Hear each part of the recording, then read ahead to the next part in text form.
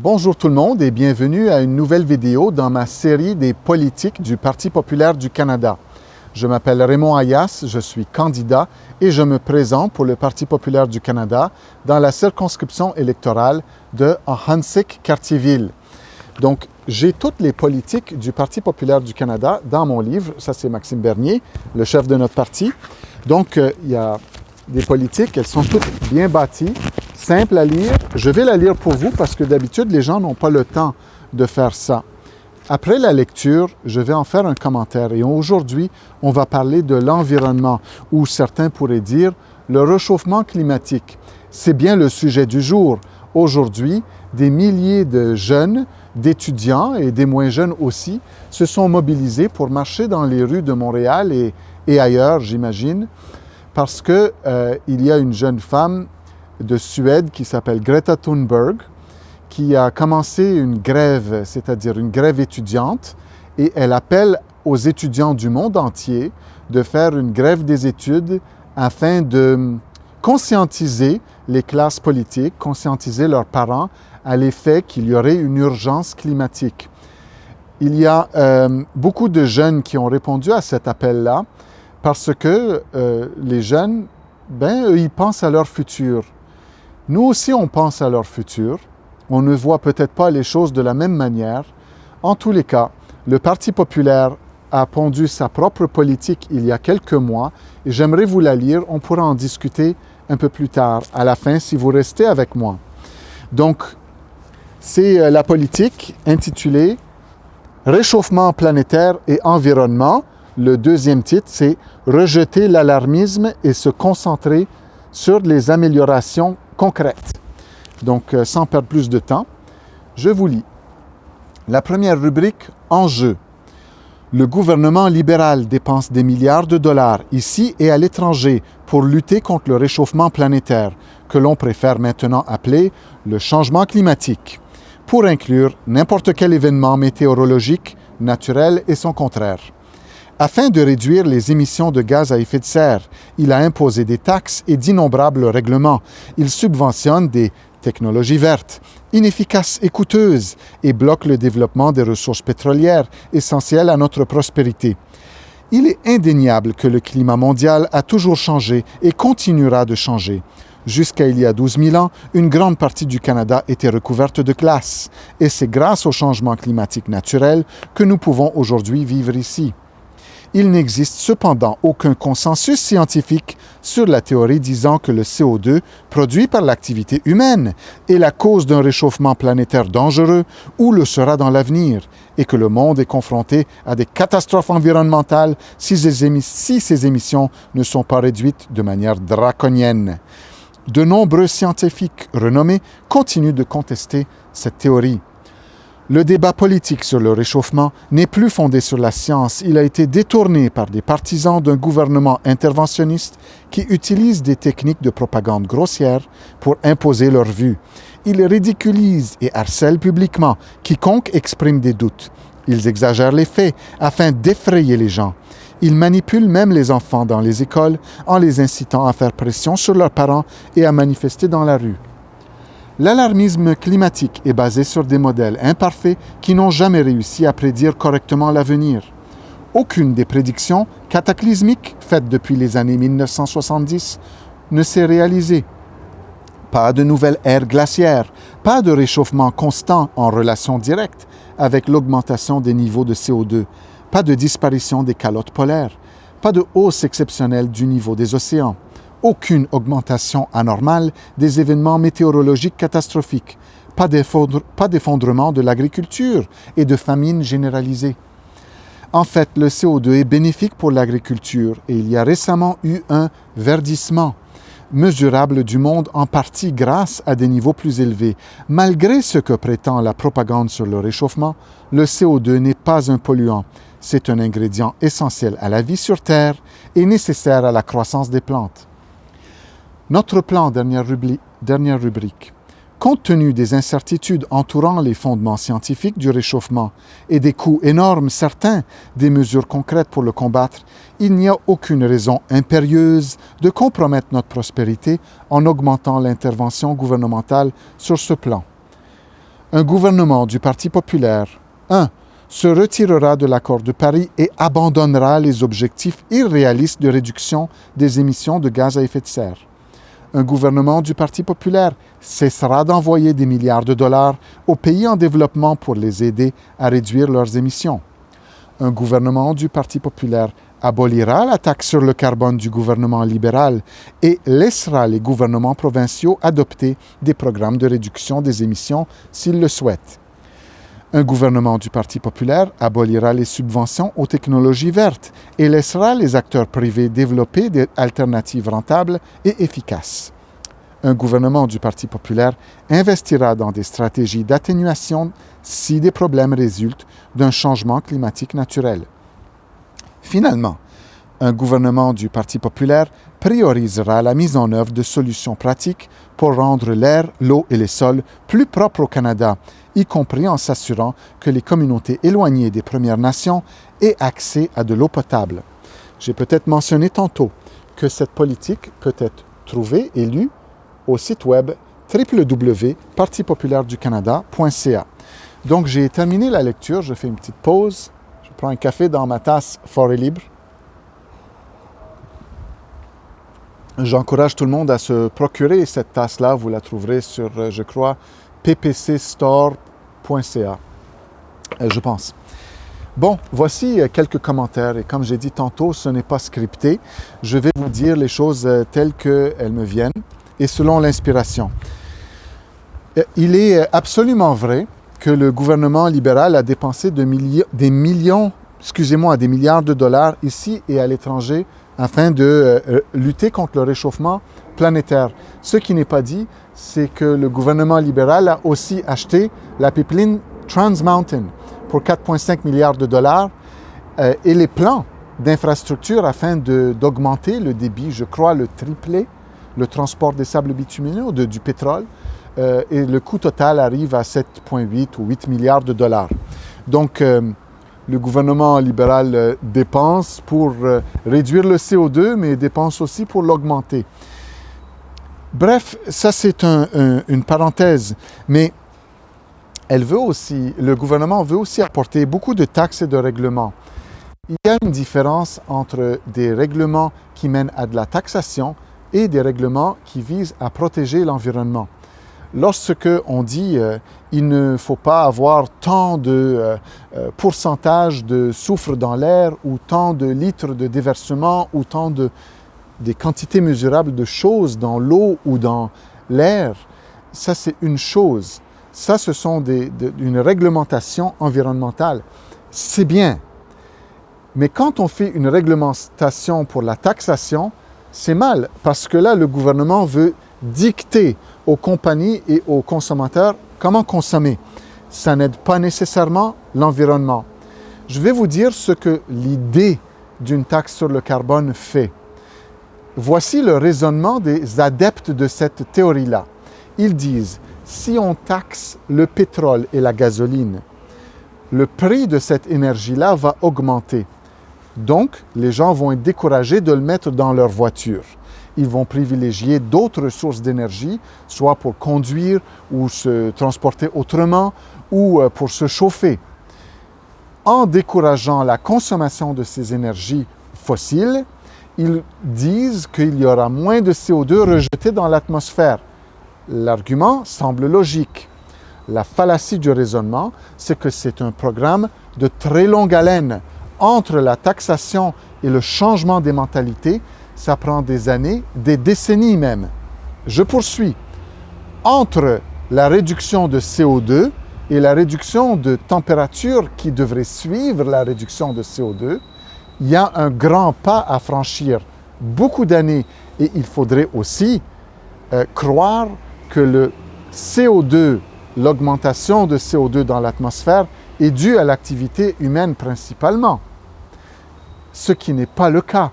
Il faudrait aussi considérer que la part attribuable à l'humain est faite principalement par le Canada, alors qu'on sait que tous les efforts faits par le Canada sont perdus en une demi-journée par la Chine, qui, elle, n'a pas les mêmes réglementations que nous et ne va jamais les avoir. Donc, que nous fassions ces efforts-là ne va pas arriver au but escompté. Et s'il arrive, c'est à très long terme et c'est théorique.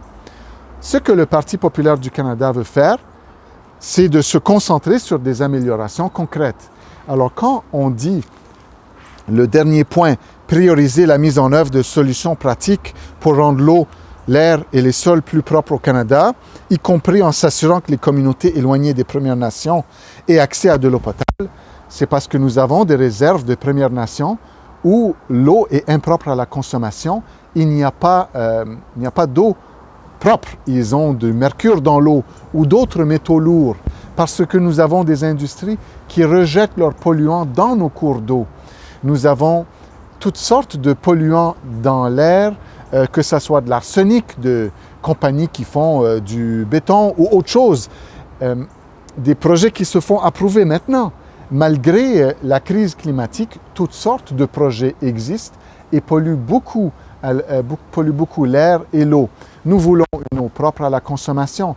Nous n'avons pas apprécié, par exemple, que la ville de Montréal, je sais que c'était sous Coder, et ça c'était avant, mais à chaque quelques années, on déverse des milliards de litres d'eau usée non traitée, c'est-à-dire ce que nous rejetons dans nos égouts. Et je ne parle pas seulement de pipi et de caca, mais aussi de médicaments, aussi de toutes sortes de polluants, en fait de l'eau non traitée, des eaux usées. Donc tout ça, ça a un impact sur l'environnement, sur les poissons, sur les baleines. On arrête toutes sortes de projets pour protéger les belugas ou autres, mais nous rejetons dans leur eau toutes sortes de polluants. Alors nous voulons, parce que nous pouvons mesurer ces polluants-là, et nous pouvons mettre un stop ou une réduction drastique à cette pollution-là. Alors nous voulons, si nous allons mettre de nos argent, travailler sur des solutions concrètes. Alors c'est ce que j'avais à dire par rapport à ce que nous allons privilégier. Mais il y a d'autres commentaires à faire. Aujourd'hui, c'est la marche pour l'urgence climatique. Et c'est pour ça que je veux présenter notre politique sur le réchauffement planétaire et l'environnement. Parce que c'est la marche, on a des milliers ou des dizaines de milliers d'étudiants à travers le Québec et à Montréal qui sont en train de manifester dans les rues. Et ça, c'est parce qu'une jeune femme inspirante, nommée Greta Thunberg, a fait appel aux enfants du monde entier et elle leur a demandé de suivre son propre exemple. Elle faisait une grève de l'école.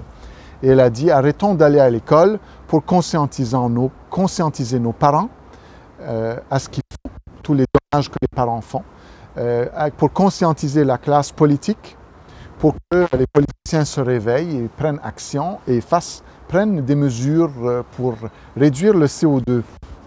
Alors, outre le fait que je ne suis pas d'accord avec ces conclusions scientifiques, je trouve qu'il y a quand même quelque chose de noble à vouloir améliorer le futur et de mettre un arrêt sur le comportement qui hypothèque le futur.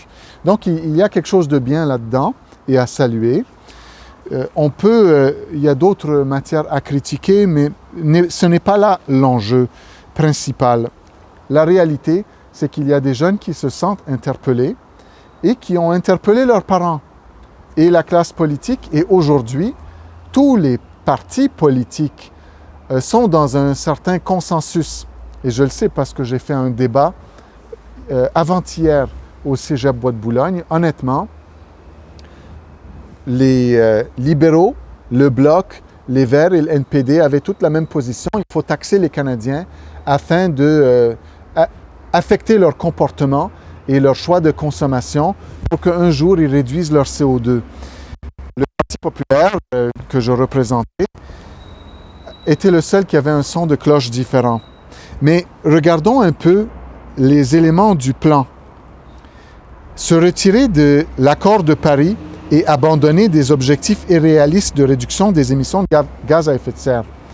Il y a un autre élément là-dedans, c'est que les accords de Paris qui nous dictent de taxer le carbone, il y a eu suite au Canada et les libéraux ont mis la taxe de carbone. Ils l'ont fait Trudeau l'a fait. Et ils ont mis le prix à 50 $ la tonne.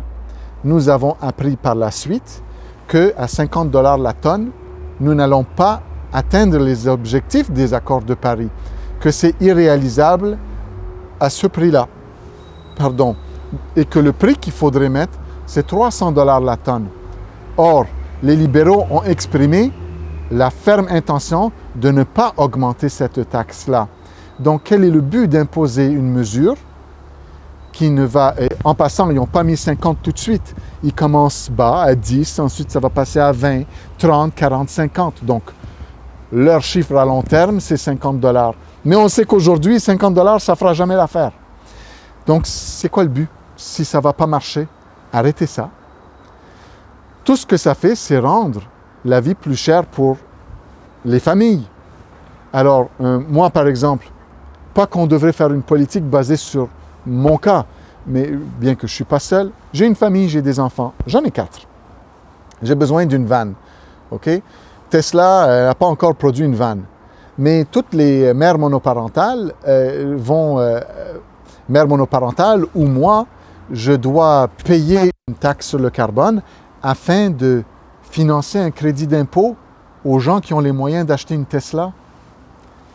C'est pas normal. Et même si Tesla avait une vanne, il y aurait une option pour des consommateurs comme moi. J'ai pas les moyens de m'acheter une vanne Tesla un jour qu'elle va être produite. C'est des voitures à 80 000 $, ça aujourd'hui. Des voitures de luxe. Et j'adore la technologie, j'en voudrais une. Mais si j'avais l'argent, je le ferais avec mes fonds personnels. Je veux pas que les gens, tous les citoyens soient taxés pour que j'achète une voiture de luxe. Et moi, j'ai pas le goût de payer des taxes pour que moi, et que ce soit juste moi, ou tout le monde, là, tout le monde qui prend l'autobus doit payer des taxes pour financer des voitures vertes aux gens qui ont les moyens de se payer ces voitures-là. C'est pas normal. Et vous me direz, ah non, les gens qui prennent l'autobus ne paient pas la taxe carbone, c'est pas vrai. Parce que tout ce que vous consommez a été transporté. C'est pas vrai, là, que les gens mangent les tomates faites dans leur potager. OK? Alors, tous les aliments sont transportés et l'énergie a été taxée. Donc, à un moment donné, vous l'avez payé la taxe parce que le prix de tout est en train d'augmenter. C'est pas juste l'inflation et le coût de la vie. Ils l'ont augmenté, le coût de la vie. Ils ont fait exprès. Ça, c'est pour ça. Un autre. Cessez d'envoyer des milliards de dollars aux pays en développement pour les aider à réduire leurs émissions. Ben oui, on avait vu les conservateurs faire ça. Et on dit, ben on va encourager les pays du tiers-monde à consommer du gaz naturel au lieu du pétrole. Parce que le gaz naturel pollue moins que le pétrole. Puis, par la bande, on va leur vendre du gaz naturel. Wow, là! C'est vraiment pervers comme mentalité. Alors que ce soit les conservateurs qui veulent vendre un autre genre d'énergie, ils pensent quand même à l'argent, eux. Discours totalement hypocrite, mais les libéraux aussi veulent envoyer de l'argent dans les pays du tiers-monde. Qu'est-ce qui arrive quand on envoie 200 millions de dollars dans une dictature africaine? Est-ce qu'ils vont vraiment cesser de brûler du charbon? Hey, c'est la misère là-bas. Ils aimeraient bien avoir de l'électricité, ils aimeraient bien avoir... Ils seraient heureux de brûler du gaz naturel pour produire de l'électricité parce que ça va mal. Ça va mal, c'est du monde qui n'ont pas d'électricité. À 8 heures du soir, il n'y a plus de lumière. Le monde, il y a moins... Quand tu n'as pas d'électricité, comment tu fais fonctionner un hôpital? Comment tu peux vivre? Comment tu te déplaces? Il y a une limite à vouloir arrêter l'activité humaine. Et on ne veut pas, nous, arriver au point où ils sont en Afrique. L'Afrique veut être au point où nous sommes, nous, aujourd'hui. Alors, c'est complètement déconnecté de la réalité de vouloir faire en sorte qu'eux arrêtent d'utiliser du charbon. Ils ont besoin du charbon pour chauffer même si ce n'est pas bon pour l'air, même si ce n'est pas bon pour leurs poumons. Ils veulent chauffer leurs aliments, ils veulent se chauffer à eux. Même en Afrique, il fait noir la nuit. Bref. Ensuite, un gouvernement du Parti populaire abolira la taxe sur le carbone du gouvernement libéral et laissera les gouvernements provinciaux adopter des programmes de réduction des émissions s'ils le souhaitent. Bien là, ça vient encore une fois à cette idée que le fédéral, sous le Parti populaire, va laisser une marge de manœuvre et une latitude ou plutôt un respect des compétences des provinces. L'environnement n'est pas une compétence exclusive des provinces comme la santé ou l'éducation, mais parce que c'est une compétence partagée. Mais on veut donner le droit aux provinces de s'occuper de ça. Alors, on a une politique sur l'environnement. On va prioriser certaines mesures pour assainir les cours d'eau et l'air. Mais pour une taxe de carbone, par exemple, le Québec a son propre système. C'est un système d'échange de crédit. Puis, le Québec veut faire ça, bien qu'il le fasse. C'est son choix. Alors, Maxime Bernier ne va pas être dans le chemin ou essayer de l'invalider.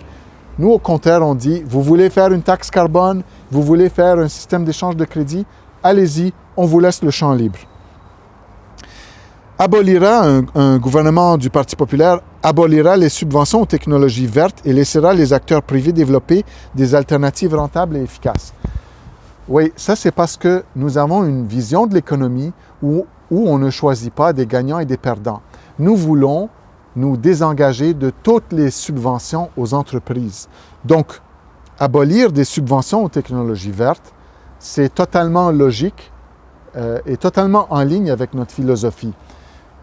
Notre philosophie inclut abolir les subventions chez les pétrolières. Ça aussi, les médias oublient de le dire, mais nous, on coupe les subventions à toutes les industries, y inclut les industries du pétrole. Donc, que les acteurs du marché développent leur propre initiative. Ensuite, je pense que j'ai assez parlé là. Donc, nous, on ne prétend pas avoir la capacité de changer le climat. On veut mettre nos énergies dans des choses mesurables et concrètes. Je crois que c'est un excellent plan. Je suis prêt à le débattre. En fait, j'étais supposé le débattre aujourd'hui. À l'UQAM, j'avais reçu une belle lettre d'invitation de la rectrice de l'UQAM. Malheureusement, et ça devait se faire 1h30 avant la marche pour l'urgence climatique, malheureusement, ça a été annulé à cause de problèmes techniques. Ils n'ont pas spécifié quoi. Et Mme Fusaro, la rectrice de l'UQAM, a annulé. J'ai trouvé ça vraiment malheureux.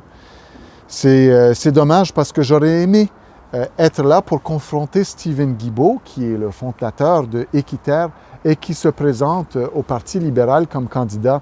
Vous vous souviendrez que le jour ou le jour suivant, je ne sais pas le jour exact, mais en même temps qu'ils ont nationalisé le pipeline Trans Mountain en l'achetant de Kinder Morgan à un prix totalement stupide, surévalué, ils ont annoncé qu'ils ont recruté Stephen Guilbeault. Alors, le gars qui a fondé Équiterre, l'équivalent de Greenpeace au Canada, ce monsieur-là est venu donner l'image que le Parti libéral est vert, totalement hypocrite. Ça rend les gens cyniques. En tous les cas, j'espère que j'ai bien exposé la vision du Parti populaire. Si vous avez aimé cette capsule vidéo, si vous avez écouté jusqu'à la fin, merci de faire une donation à ma campagne. Vous trouvez le lien dans la description. J'ai eu beaucoup de plaisir à communiquer notre politique. Je crois qu'elle est raisonnable. Elle n'est pas là pour faire peur aux gens, mais de proposer quelque chose de raisonnable, sensé, qui rejoint, je pense, la plupart des citoyens. Alors, à très bientôt et à la prochaine capsule vidéo. Je vous aime. À bientôt.